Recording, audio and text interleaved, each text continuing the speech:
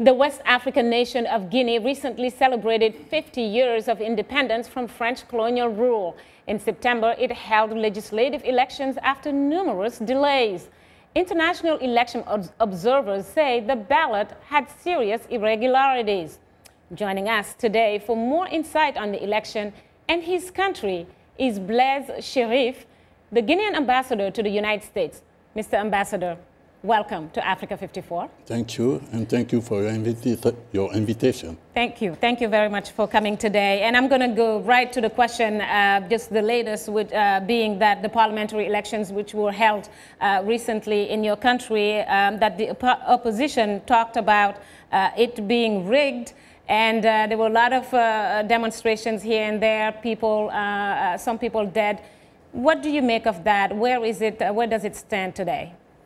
First of all, I think we should take into account the fact that our country is coming out of 55 years of bad governance. We were under military rule for over 26 years. So therefore, organizing election, it was a challenge, a real challenge. And I must say that the Electoral Commission did its best. Of course, from both sides, they are saying that there were irregularities, including on the government side, I mean the ruling party side.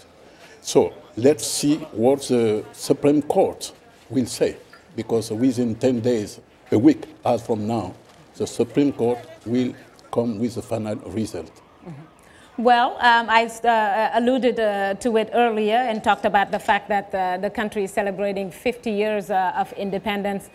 In fact, I was at your residence invited to help celebrate more than 5 decades of liberation from French rule. Your president, Alpha Condé, likes to say that Guinea is back. And I hear it from you, and I hear it from a lot of Guineans as well in the diaspora.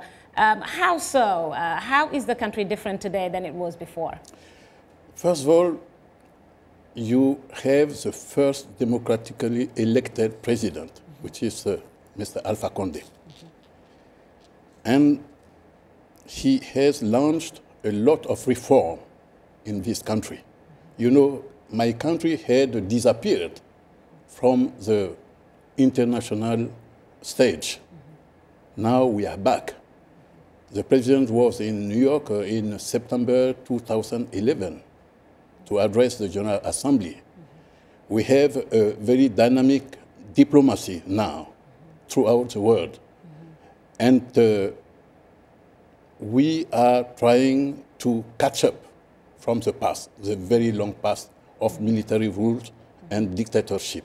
That's why we say Guinea is back. Well, I'm going to try to play a soundbite that has always puzzled me when it comes to politics in Guinea. And then I'll ask my question right after that soundbite. Let's listen to it. In our country, political parties cover ethnic grounds. So the competition inside the democratic game means, for the losing side, that the whole ethnic community represented by the defeated party is the loser. Of course, this conception of the majority rule cannot install civic mindsets in citizens. Well, that's actually Khalifa Jabi. At the time that he made those comments, he was the chairman of a democracy watchdog group. Do you think that people still vote along ethnic lines in Guinea? And if so, how dangerous is that for a country like Guinea? You know, the ethnic issue is a reality in Africa, not only in Guinea, absolutely, all over Africa. Absolutely. Of course, when you are voting, you better know the one coming from your village or from your hometown. But I don't think that the people vote according to the ethnic groups. In the case of President Alpha Condé, it's 53% of the Guinean people who voted for him in 2010, whilst his ethnic group, the Malinkes, they represent only 30% of the population.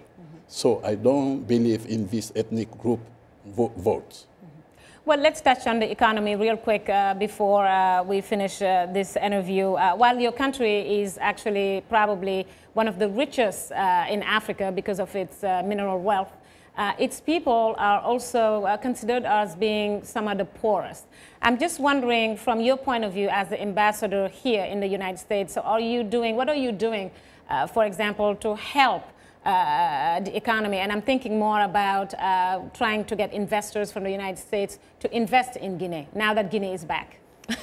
Yeah, but that's the paradox of Guinea. As you rightly put it, my country is potentially very rich. Mm-hmm. Guinea has 2/3 of the world reserve of bauxite. Mm-hmm. We have gold. Mm-hmm. We have iron. Mm-hmm. You probably have heard about Simandu. Absolutely. But because we had bad governance during 50 years, those resources hasn't been exploited. Mm-hmm. So now we are appealing to donor countries, to private sector, particularly in the US, and it's what with my team here we are trying to achieve, to encourage the maximum of private sector managers to go to Guinea and invest. Well, I think we can probably sit here and talk for a whole hour. There's so much to talk about when it comes to Guinea, but unfortunately, like one of my colleagues likes to say, time is not our best ally, and I'm going to steal that from him. Next time, maybe we can touch on AGOA as well. How is Guinea benefiting from that? But thank you, Mr. Ambassador. We really appreciate your perspective. Our thanks to Blaise Cherif, the Guinean Ambassador to the United States, for joining us today on Africa 54. Well, we want to know what you think about Africa 54. Join the conversation on Facebook and check out our headlines 24/7 on voaafrica.com.